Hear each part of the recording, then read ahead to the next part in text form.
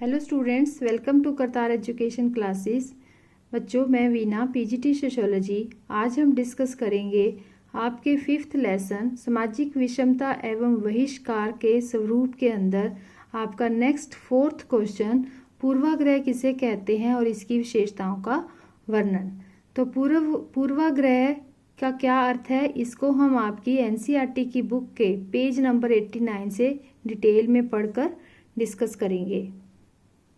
ये है आपका क्वेश्चन और इसका आंसर आपका स्टार्ट होगा यहाँ से। ये है आपका पेज नंबर 89।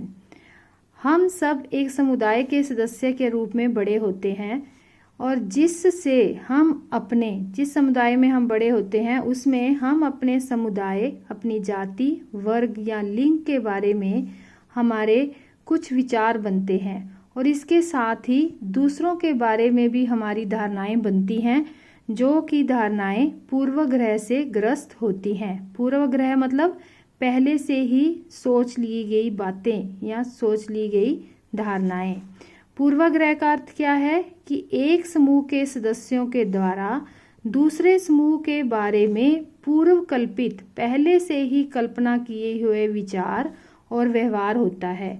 पूर्वाग्रह का अक्षरश मतलब शाब्दिक अर्थ क्या है? पूर्व निर्णय, यानी कि वह धारणा जो बिना किसी विषय को जाने और बिना उसके किसी प्रकार की सच्चाई को परखे शुरुआत में ही बना ली जाती है। पूर्वाग्रह की जो धारणाएं अपनाई जाती हैं ये सुनी सुनाई बातों पर आधारित होती है और जब हमें कोई नई जानकारी मिलती है तो उस जानकारी मिलने के बावजूद हम उस धारणा को बदलने से इनकार कर देते हैं, तो उसी को क्या कहेंगे? पूर्वाग्रह। पूर्वाग्रह सकारात्मक नकारात्मक दोनों प्रकार का हो सकता है, लेकिन ज़्यादातर ये नकारात्मक ही होता है।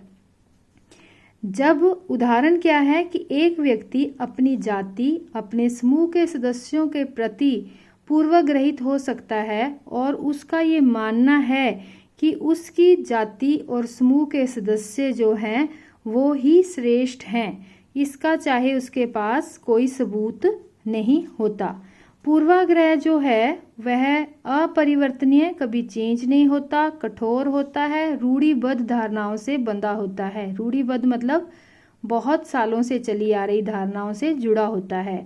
ये ज़्यादातर किसके प्रति होता है? ये धारणाएं नृजातीय, प्रजाति और महिलाओं के प्रति ऐसी धारणाएं बनाई जाती हैं।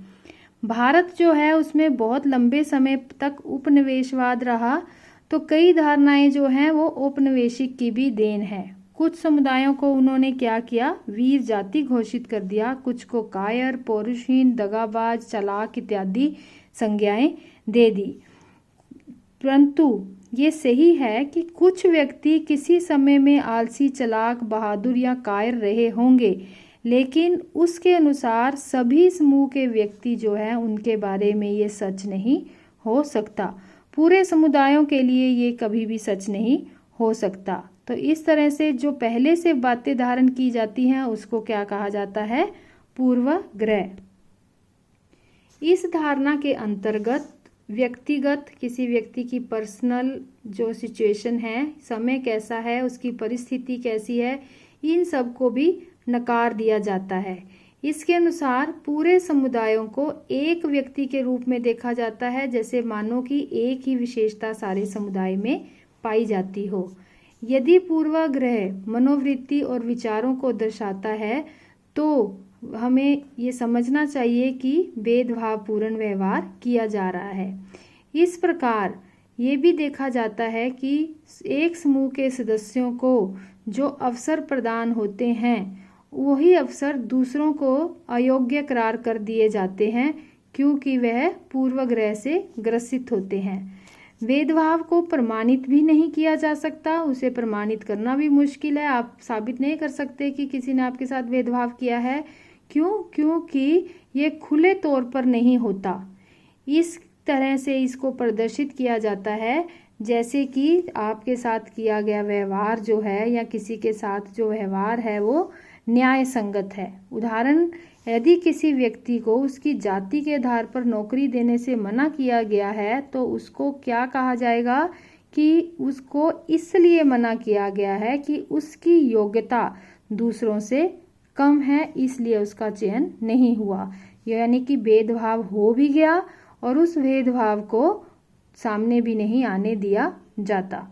तो इस तरह से हम इसको शॉर्ट में लिख सकते हैं। पूर्वाग्रह पूर्व निर्णय है। एक सदस्य के द्वारा दूसरों के लिए विचार बिना तथ्यों को परखे अपनाए जाते हैं, सुनी सुनाई बातों पर आते हैं, इनको बदलने से भी इनकार करते हैं व्यक्ति। सकारात्मक नकारात्मक दोनों होते हैं, लेकिन ज़्यादातर नकारात्मक होते हैं। ये अपरिवर्तनीय, कठोर, रूढ़िबद्ध धारणा से जुड़े होते हैं। उपनिवेशवाद की भी देन है। कुछ समुदायों को उन्होंने वीर, कुछ को कायर, कुछ को आलसी बना दिया, संज्ञा दे दी।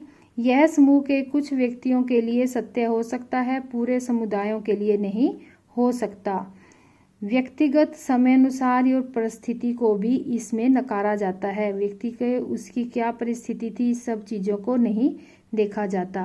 तो इस तरह से मुझे उम्मीद है आपको पूर्वाग्रह अच्छे से समझ आया होगा।